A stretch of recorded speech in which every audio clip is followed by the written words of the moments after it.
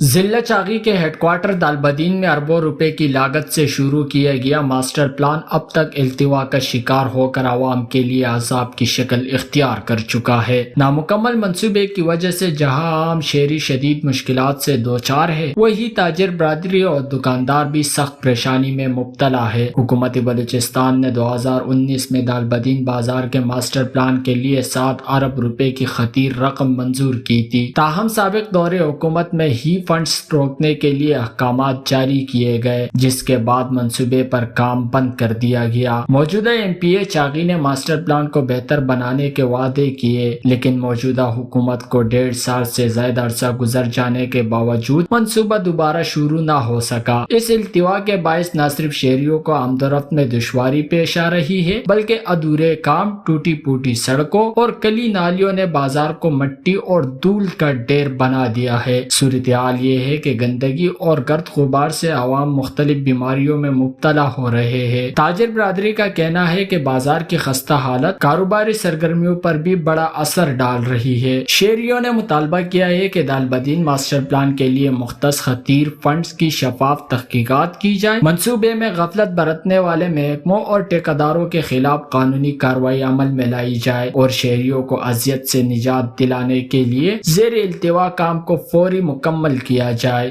ویش نیوز، چاغی، بلوچستان۔